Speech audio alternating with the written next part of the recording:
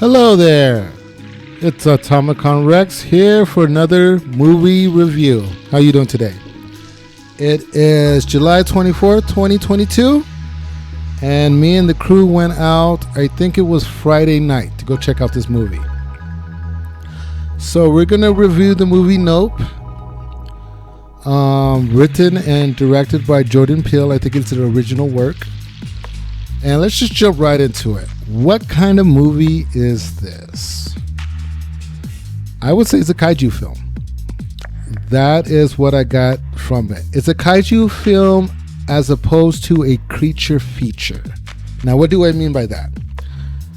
A kaiju film is a giant monster flick, but it's not just a giant monster flick like in the lines of Jurassic Park. A kaiju usually has some sort of intelligence or superpower. I don't know, like Godzilla. Guys, perfect example. Godzilla is a kaiju. It spits, fire. It's a dragon. It spits laser fire. I wouldn't go so far as say King Kong is a kaiju. He's really just a big gorilla. No different from like Jurassic Park, which is, the T-Rex is just a big dinosaur. But there's nothing special. There's nothing super about it. A kaiju has some sort of superpower. It's either shooting lasers or it has some sort of uncanny ability to deal with any threats that it may find against itself. So that's basically what a kaiju film is. So Jordan Peele has made we have 3 films now. We have Get Out, we have Us, and now we have Nope. I haven't seen the movie Get Out. I know everybody says it's a great movie. I know, I get it. I just haven't seen it. So I want to go see the movie Us. Now I want to go see that movie in the theaters. I didn't really like that one too much. Like, it started off really, really strong and it had some strong ideas, but it just kind of dropped the ball. And I'm not sure why, but I felt that he didn't really connect.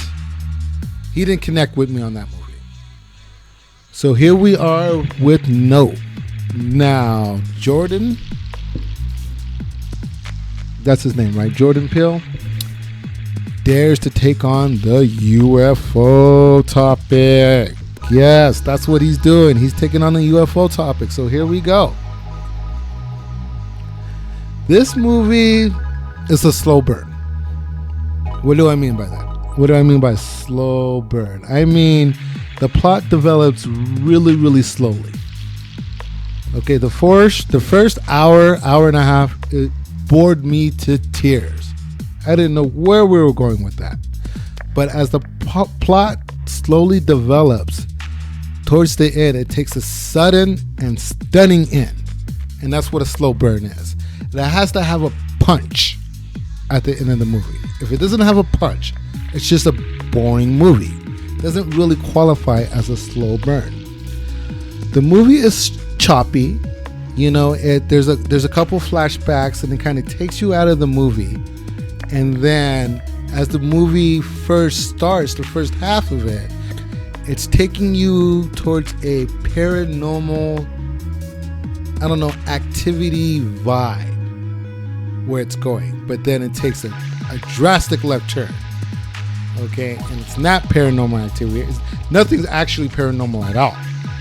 And it was pretty good. It was a pretty good fake. So the pieces don't fit together to the end, of course. That's what, a slow burn is.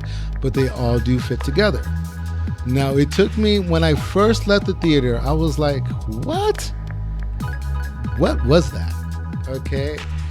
When that happens to me, I know that, I got to go home. I got to do some research. I got to look some things up. And I got to chew on it. I like that. Okay. If I could leave the theater without all the answers, that's good. That's a good thing. Okay. So I think he did his job about that. What is the theme of the story? what is the underlying theme of the story? I would say it's about wild animals being used for entertainment. That's basically what the message is being said, and how we need to respect wildlife. Like basically what happens is that people keep using animals as props in Hollywood. Monkeys, horses, and stuff, and they expect them to do what they say and do what they're told immediately, like they're props, like they're robots. But they're not. They're wild animals. You have to entice it. You have to make a deal with it. Okay? And it does not understand what you want it to do. Okay? You're tricking it. You're dangling a carrot in front of it. And the horse sees it, and so it walks towards the carrot because it wants to eat the carrot. But it's not walking because you told it to walk, or you want to film this specific scene, so you need it to walk in such direction. You're enticing it.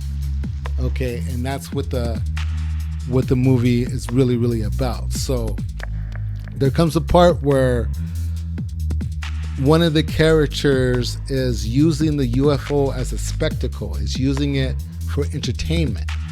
Okay, and something goes wrong, and they end up getting basically eaten by the UFO because they don't understand what they're dealing with. He doesn't understand what he's dealing with, and he doesn't respect wildlife, or he doesn't respect predators, apex predators. So that's basically it. Comes back and it kind of bites him in the butt about it. So that's basically the underlying theme of the story, about wild animals being used for entertainment, and how we should be careful when we use these creatures for entertainment like they're people.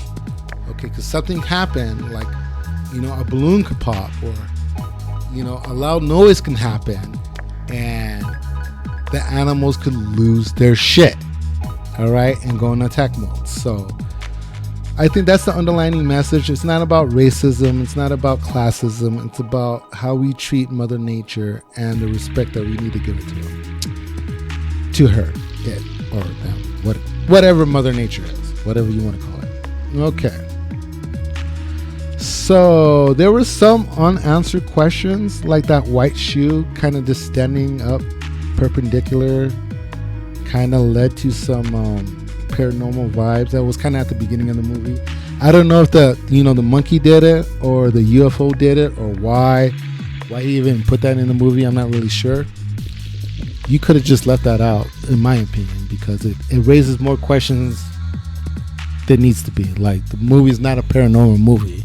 It's not a ghost story, so don't put ghost things in the movie. You're just deceiving us or tricking us for the sake of tricking us. That's the way I felt about it. The actors, well, what's his name? I can't even say his name. Not even gonna try because I'm gonna butcher it.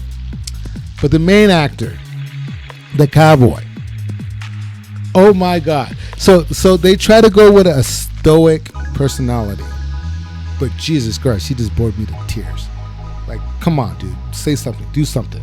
Smile, crack a joke, do something. I get it that you're playing, this traumatized person, and your dad just died and you're feeling a certain way, but this had to be the easiest job he's ever had to act, because he didn't act at all. Keke Palmer, of course, I know her name now because she kind of stole the show in every scene. She was pretty good. I liked it. The acting was okay. Okay, it was okay. It wasn't nothing Oscar worthy, I would say. Would I recommend it? Would I recommend seeing it in the theater? Yes, definitely see it in the theater if you can. This is a movie you should buy. This is Blu-ray worthy. You're gonna want to buy it. You're gonna want to listen to the director's commentary. You're gonna want to know about the cutscenes. You're gonna want to know about the Easter eggs. all the different symbolisms that he put into it. You're going to want to know all of that, okay? Because that's what he does. That's his thing. There's layers upon layers upon layers of this movie.